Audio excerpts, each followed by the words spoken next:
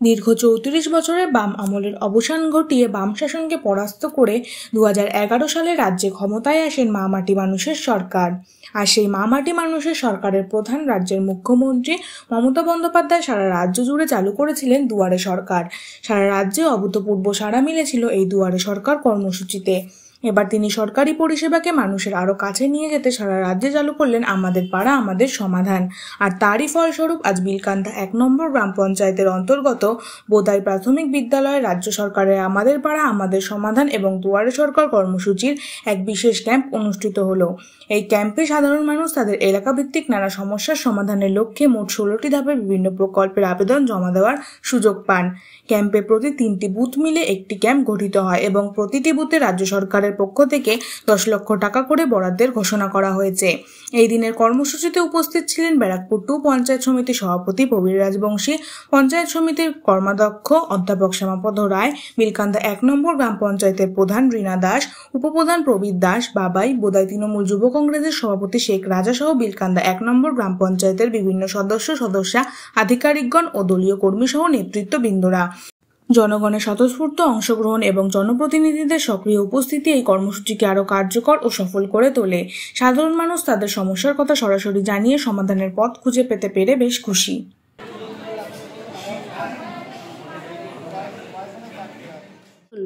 আমাদের পাড়া আমাদের সমাধান এই প্রকল্পটি সত্যি কথা বলতে একদমই মমতা বন্দ্যোপাধ্যায়ের মস্তিষ্ক প্রসূত।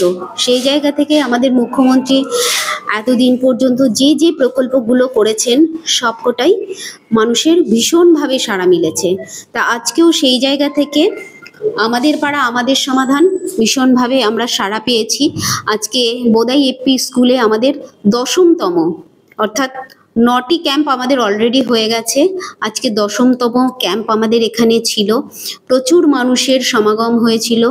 সেক্ষেত্রে আমাদের পাড়া আমাদের সমাধান যে প্রকল্প, তাতে এনসিআর নির্বাচন থেকে শুরু করে প্রস্তাবক সমর্থক সকলে উপস্থিত থেকে সাধারণ গ্রামবাসীরা সকলে উপস্থিত থেকে তাদের প্রয়োজনের নিরিখে যে কাজটা প্রয়োজন সেই কাজটার মধ্যে আমার সব থেকে বেশি যেটা চোখে পড়েছে যে বিলকান্দা 1 অঞ্চলে একটা নিচু জলমগ্ন কিছু এলাকা আছে, সেখান থেকে তাদের বেশিরভাগ ডিমান্ড ছিল রাস্তার। তবে ড্রেনের কাজ, লাইটের কাজ, স্কুল বিশেষ করে ICDS প্রাথমিক স্কুল এইসবের কাজগুলো উঠে এসেছে।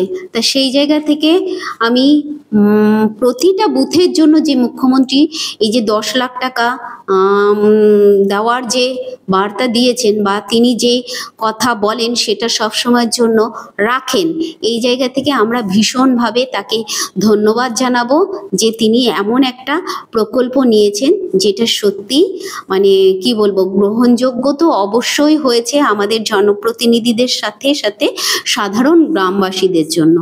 তাই আমি আরও একবার মুখ্যমন্ত্রীকে ধন্যবাদ জানাই যে আপনি সত্যি আমাদের এমন প্রকল্পের মাধ্যমে সাধারণ মানুষের কাছে পৌঁছে যাচ্ছেন, যেমন আপনি এবং তেমনি আমরাও।